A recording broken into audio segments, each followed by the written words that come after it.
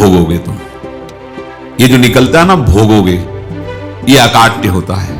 क्योंकि किसी का भी हृदय, मान लो किसी भी जीव जंतु को आप कष्ट दें और उसका हृदय आह भर जाए, तो वो आह वज्र की लीक है, तुम्हें भोगना पड़ेगा। वो आह किसी की ना लेना जिंदगी।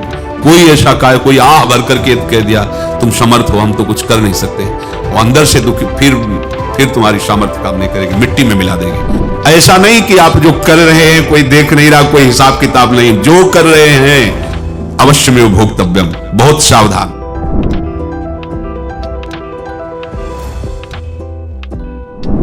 जीव स्वयं नित्य निरंतर कर्मों के जाल को रच रहा है और अपने आप को बांध रहा है। आपको मुक्त होना है, बंधना नहीं है। जीव का जन्म कर्मों के अनुबंध से होता है, कर्मों के बंधन से होता है, और उसको अपना ऋण चुकाना होता है। कर्मानुबंध ये बहुत सूक्ष्म विषय है। जैसे आप जिस परिवार में जन्म लिए हैं, तो उस परिवार के लोगों से आपका ऋण है, इसलिए उसी परिवार में आप आए हैं। और ऋणानुबंध उसको बिना चुकाए या बिना वसूल किए आप वहां से जाएंगे नहीं। आपको लेना है तो वसूल करना है, और देना है तो चुकाना है। ये पूर्व के जन्मों से निश्चित किया गया है। जैसे किसी के यहां पुत्र हुआ, जन्म से ही पैसा खर्चा शुरू हुआ, जो बड़ा हुआ तो उद्दंडता के द्वारा मार पूरे परिवार को क्लेश पर क्लेश देता चला जा रहा है। ये तुम्हारे कर्म का फल है। या ऐसे शक्तिहीन बुद्धिहीन ऐसे पागल तुझे जीवन सेवा करो, तुमसे अपना हिसाब चुकाने के लिए वो आया है। अब परिवार के जो सदस्य जुड़े आके, मतलब पत्नी आते ही पूरी हृदय में आनंद, परिवार में आनंद, और जीवन भर वो आनंद ही सुख देने के लिए उसका जन्म हुआ। वो अपना ऋणानुबंध मुक्त, और आते ही भयंकर क्लेश खड़ा कर दिया, बीच में दीवार और झगड़ा वैसा, फिर अतरे दिन मारपीट शुरू, कलह अशांति, पूरा जीवन नरक हिसाब करने आए। यहां ऋण चुकाए बिना कोई जा नहीं सकता, ऋण चुकाना पड़ेगा। किसी का ऋण वसूल करना है तो किसी को ऋण चुकाना है, दोनों काम करने होते हैं। अनेक जन्मों में अनेक लोगों के साथ हमने जो बर्ताव किए हैं, अच्छे या बुरे, वो होंगे। अब किसी आदमी को हम जानते नहीं, अचानक मिला, अचानक टक्कर लगाओ, मार पीट गाली गुप्ता सब कर दिया, चुपचाप सह लो। क्यों? ये आपका हिसाब है, पूर्व का हिसाब। हमारा उससे कोई द्वेष नहीं, कोई संकल्प नहीं। अचानक घटना घटी और हमसे द्वेष करने लगा, हमें पीटने लगा, हमें गालियां दे, ये हिसाब है, चुपचाप सह जाओ। अपने घर का भाई ही भारी दुश्मन बन गया और क्लेश, हिसाब है।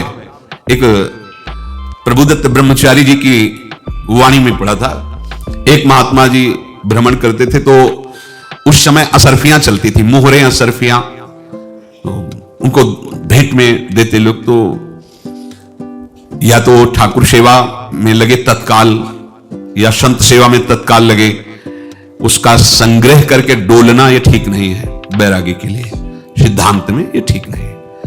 तो जब 2, 4, 6, 8 ऐसे मोहरे हुई, तो उन्होंने विचार किया कि और भ्रमण करके जब काफी मोहरे हो जाएंगी, तो प्रयागराज में जब कुंभ पड़ता है, एक बार पूरे सब अखाड़े के संतों को, अलग अलग संप्रदाय सब संतों को बुलाएंगे और सबको खुआएंगे। अब साधु है तो यही विचार करेगा, और क्या विचार करेगा। तो उन्होंने एक ऐसे डंडा बनवाया, बेंत, जो ऊपर से चूड़ीदार और भीतर पोला, और मोहरे उसमें डालते गए। और भ्रमण, जहां जहां श्रद्धालु भगत सबके यहां जाना और इच्छा रखना कि एक मोहर तो दे दे दक्षिणा में। कामना कोई भी हो वो बांधती ही है, ध्यान रखना। इसीलिए प्रभु जो चाहे वो करे, अपनी चाह नहीं रखनी चाहिए, अपनी चाह प्रभु की चाह में मिला देनी चाहिए। धीरे धीरे वो छड़ी भर गई, भ्रमण करने वाले महात्मा चूड़ी लगाई, इंतजार करते रहे। जब प्रयाग का कुंभ पड़ा तो चले। तो रास्ते में एक गांव में पूछा जाता है, जैसे कहीं रुको कि कोई श्रद्धालु ऐसा है जो संत सेवी है। तो कुछ लोगों ने बताया, हाँ एक परिवार है बहुत संत सेवी है, और आपको मिलाते हैं उनसे। आइए महाराज, घर में रुका, खूब अच्छा हलवा पूड़ी पवाया, और जो घर के मालिक थे चरण दबाए। चरण दबाते दबाते उनकी दृष्टि पड़ी उस डंडे पे, इतना मोटा और ऊपर से कुछ चूड़ी सी भी नजर आ रही, इस डंडे में तो कोई रहस्य है ही है। अब महात्मा जी को खवा पिला के सुला दिया। महात्मा जी जब सो गए तो पत्नी से धीरे से कहा, वो डंडा लाओ बाबा जी का। डंडा, वो चूड़ीदार जो ही खोला पलटाया तो सैकड़ों मोहरे। ऐसे संत रोज पधारे भगवान, तुम आनंद हो जाए फिर क्या। पत्नी से कहा नाप के कंकड़ लाओ। वो तो महात्मा जी तो खाए खीर पूड़ी, आराम से सो रहे। रात में पूरी प्लानिंग करके उसमें कंकड़ भर के चूड़ी लगाकर सिराने रख दिया, सारी मोहरें हटा ली। महात्मा जी आराम से छड़ी उठाए तो वजन पक्का। वैसे बड़े लोग चतुर होते हैं, पर ये नहीं जानते कि कर्म कितना भयानक होता है। और उनकी कोई संतान नहीं थी, पर धन में इतना प्रेम उनको था। बहुत सावधान साधु महात्माओं के पास जो अर्थ है, गृहस्थी अगर आता वहीं से है, पर अगर उसको जोर जबरदस्ती या किसी छल कपट से, तो वो उसका विनाश ही करता है। आज तक का प्रमाण है। अब उनको ये भाव पता नहीं होगा, या पता होगा तो लोग के कारण वो उसको मान नहीं पाए होंगे। महात्मा जी गए प्रयाग में, किसी अखाड़े पर रुके और वहां प्रार्थना की कि कल जो है संपूर्ण अखाड़ों का निमंत्रण किया जाए और सब संतों को भोग पवाया जाए, उनको दक्षिणा भी दी जाए। महंत ने सोचा कि बहुत बड़ा है तो उत्सव है, क्योंकि प्रयाग में कितने हजारों संत महात्मा सब।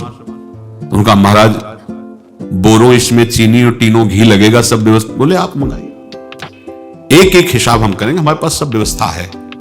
बोले कुछ तो पहले दे दो, इकट्ठे देंगे हम। उनको था कि अगर हम छड़ी खुला और दो चार मोहरे दी, किसी को पता लग गया तो गड़बड़ हो सकती। बोले हम भंडारे के समय आखिरी में सब कुछ आपको दे देंगे। ठीक है। वो अपने पास से पैसे लगाकर खूब जितना सामग्री सब लाए, लाखों की, और सब संतों को निमंत्रण कर दिया। संत जन निमंत्रित हो गए, भंडारा बन रहा है। तब वहां के महंत है, उनका देखो भंडारा भी बन रहा है, संतों को निमंत्रण। अब आप अर्थ की व्यवस्था कीजिए, क्योंकि इतनी बड़ी हमारी सामर्थ्य नहीं थी जितना हमने किसी तरह हमने व्यवस्था की। अब मुझे अर्थ चाहिए, तभी आगे की व्यवस्था बढ़ेगी। संतों को दक्षिणा देंगे और जिनसे अर्थ लिया उनको दे। देखो रसोई बन गई है सब। तो उनका छत में विश्वास नहीं, तो ये अभी चूड़ी खोली। उनको तो था ना कि मोहरे हैं कंकड़। तो जिसे कितना उनको सदमा लगा होगा, हजारों संतों का निमंत्रण, रसोई बन, संत हो के छल कपट। तो उनका महाराज आपने तो हमारा नाश कर दिया, जो महंत थे। अब बताओ रसोई बन गई, संत निमंत्रित हो गए, और आप ये कंकड़ दिखा रहे हैं हमको। आपने तो हमें बर्बाद कर दिया, हमारी इतनी सामर्थ्य नहीं थी, आप पहले बता देते। संत होकर ऐसा छल कपट। अब वो बोले तो क्या बोले, क्योंकि उनको पता था कि मोहरे हैं इसमें। अंदर से उनका चिंतन गया उसी सेठ के पास, अच्छा ऐसा धोखा हमारे साथ किया, भोगोगे तुम। ये जो निकलता है ना भोगोगे, ये अकाट्य होता है। क्योंकि किसी का भी हृदय, मान लो किसी भी जीव जंतु को आप कष्ट दें और उसका हृदय आह भर जाए, तो वो आह वज्र की लेखे तुम्हें भोगना पड़ेगा। वो देखो भीष्म जी को भोगना पड़ रहा है ना। सांप को ऐसे धनुष की नोक से उठाया और बंबूल के कांटों के ऊपर फेंक दिया, कई दिन तक शेदा हुआ, वो आह भर करके मरा। तो आपको 6 महीने बाणों की सैया पर आह किसी की ना लेना जिंदगी में। कोई ऐसा कहा, कोई आह भर करके कह दिया तुम समर्थ हो, हम तो कुछ कर नहीं सकते, और अंदर से दुखी, फिर तुम्हारी सामर्थ्य काम नहीं करेगी, मिट्टी में मिला देगी। फिर ये तो संत थे, और भगवत आराधना के लिए, संत आराधना के लिए ही ऐसा किए हुए थे। अब इनका कैसे मुंह दिखाएं, अब क्या करें। सुबह संत जन आएंगे, सबके बीच में हमारी कि देखो इन्होंने, अब क्या करें। गए और संगम में जाके छलांग लगाई, अपने प्राण त्याग दिए। अब उनके तो पास मोहरे थी और व्यापार बढ़ा, और 9-10 महीने बाद ही लड़का हुआ। अब तो उनको कि संत फलीभूत हो गया। देखो व्यापार चला, लड़का नहीं होता था, लड़का भी हो गया। बड़ा आनंद छा रहा है। जब से वो प्रकट हुए और धन की वृद्धि शुरू हो गई, पढ़ाई लिखाई में उनके खर्चा हुआ सब, बस बीमारी शुरू हो गई उनके शरीर में। अब उसमें पैसा जाना शुरू हुआ। इतने आसक्त वो दोनों हो गए कि कुछ भी हो, व्यापार ठप, संपत्ति बेचना शुरू। तो उन्होंने कहा कि बेटा मैं क्या कर सकता हूं तुम्हारे लिए। बोले हमारी अंतिम इच्छा है, प्रयाग चलो और जितने प्रयाग में संत महात्मा सबको एक बार भंडारा करवाओ। हमारी इच्छा अंतिम है, क्योंकि अंतिम यही इच्छा थी। बोले अब ज्यादा संपत्ति तो नहीं रह गई। तो बोले घर बेच दो, मेरे लिए ही तो है, बेच दो। मुझे लगता मैं बचूंगा नहीं, पर मेरी अंतिम इच्छा पूर्ण कर दो। घर बेच दिया, जेवर बेच दी। वहां गए, जब संत सेवा की तो बोले मुझे संगम तक ले चलो। संगम तक ले गए और बोले समझे तुम चुराए थे और हमने उसको छीना है, कुछ नहीं रह गया। तेरे पास कुछ, अब केवल ममता और आसक्ति में जलकर मर और नरक प्राप्त कर। मैं वही महात्मा हूं जिसकी तूने मोहरें ली थी, शरीर छोड़ दिया। महात्मा को जन्म लेना पड़ा और इनको दुर्गति भोगनी पड़ी। ऋणानुबंध होश में, ऐसा नहीं कि आप जो कर रहे हैं कोई देख नहीं रहा, कोई हिसाब किताब नहीं, जो कर रहे हैं अवश्य में भोक्तव्यम, बहुत सावधान। अनेक जन्मों में अनेक लोगों से जो कुछ लिया दिया है, इस लेने देने को मिटा देने के बाद ही तुम मुक्त हो गए। इसलिए एक उपाय है, लेना न देना मगन रहना। क्या? मालिक को समर्पित हो जाओ, मालिक को अपना माना हुआ समर्पित कर दो, खत्म। अहम त्वाम स्वरूपापेभ्यो मोक्षयिष्यामि, सब खत्म, आगे पीछे लेना देना सब खत्म। एकादश स्कंद में भगवान श्री कृष्णचंद्र जी ने कहा, जो मेरे चरणों का आश्रय लेकर भक्त मेरा भक्ति करता है, उसके पितृ ऋण, मातृ ऋण, देव ऋण, ऋषि ऋण, सब ऋणों से मैं मुक्त कर देता हूं। बस यही एक उपाय है जो इसके बंद करने का उपाय भक्तों के लिए है, वो यही है, भगवान की शरण में होकर अपना माना हुआ पूरा भगवान के अर्पित कर दो। अर्पित करने का तात्पर्य उसमें आम हटा दो। तदीयम वस्तु गोविंदम तुभ्यमेव समर्पये। जिनसे तुमने सेवा करवाई है उनकी सेवा करनी पड़ेगी, जिनसे तुमने जो कुछ लिया है उनको देना पड़ेगा। ये लेने देने का व्यापार जब तक समाप्त नहीं होगा तब तक तुम्हारा जन्म मरण चलता रहेगा। अब आपको यहां समझना है, यदि आपसे किसी ने पैसे लिए बेईमानी करके नहीं दे रहा है तो आप उसको गाली मत दीजिए, आपने बेईमानी की थी इसलिए आपकी बेईमानी हुई है, ले गया, कोई बात नहीं है, बंधन से मुक्त हुए, जो बोझा था चला गया। उसको ऐसा ना देखे कि ये बेईमान हमारे रुपए मार लिए, अब जो कुछ होगा देखेंगे। अगर आप आगे नया कुछ करते हैं तो फिर आगे का हिसाब आपको भोगना पड़ेगा, ध्यान रखना। ऐसा नहीं है कि आपको भोगना नहीं पड़ेगा। एक ही उपाय है कि अब जो शरीर धारण किए इसी में जो भोग ले, आगे ना होना चाहिए। तो क्या करे? सर्वतो भावेन भगवान की शरण ले ले। ये तो सर्वाणि कर्माणि मयि सन्न्यस्य मत्पराः अनन्येनैव योगेन माम ध्यायन्तु उपासते तेषामहं समुद्धर्ता मृत्यु संसार से। ये बड़ा कठिन है पार होना, कोई छोटी मोटी बात है। एक महात्मा बाल्यावस्था से भजन करते थे, शालिग्राम भगवान पास रखते थे और उन्हीं की आराधना करके बस पाठ, नाम, जप और भ्रमण करते थे। यौवन अवस्था थी, गंगा जी के किनारे अपने ठाकुर को विराजमान करके स्नान करने के लिए कपड़ा ही उतार रहे थे कि 90 लोग आ गए, भाला तलवार सब ले, मारो मारो इसको मारो, घेर लिया। तो उन्होंने हाथ जोड़कर कहा, हमने क्या अपराध किया? कोई सुन ही नहीं रहा। तो उन्होंने कहा, मार तो डालोगे ही आप 90 लोग, हम कोई अस्त्र शस्त्र तो लिए नहीं, एक बार हमें गंगा में डुबकी लगा देने दो और अपने ठाकुर को स्नान करा देने दो, फिर इसके बाद आप मार देना। भगवत इच्छा से लोग रुक गए, स्नान किया और अंदर से प्रार्थना की, प्रभु ये क्या लीला है आपकी, आपके सिवा मेरा कोई है नहीं और ये मुझे मारना चाहते हैं। तो भगवान ने जानते हो क्या कहा उनके अंतर में? तुम मेरे में ध्यानस्थ हो करके शरीर को छोड़ो, ये लोग मारेंगे। ये मेरे भजन का फल है कि तुम्हें 90 जन्म नहीं लेना पड़ेगा। एक ही जन्म में 90 मिलके, तुमने 90 हिंसा की थी पूर्व में, तो तुम्हें 90 बार जन्म लेना होता और एक एक करके मारते। ये मेरे भजन का प्रताप है कि एक बार में ही 90 का हिसाब हो जाएगा।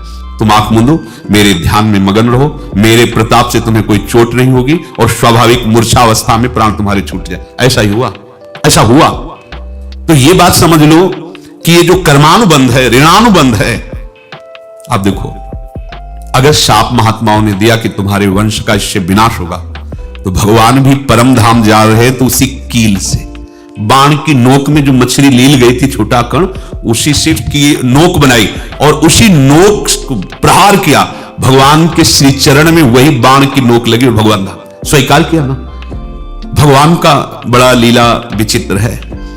अगर छुप करके उधर रामावतार में बात, तो इधर ऐसे स्वीकार किया है भगवान ने। ऐसा कहीं नहीं दिखाया कि मैं भगवान हूं तो मैं अपने लिए, ऐसा नहीं दिखाया।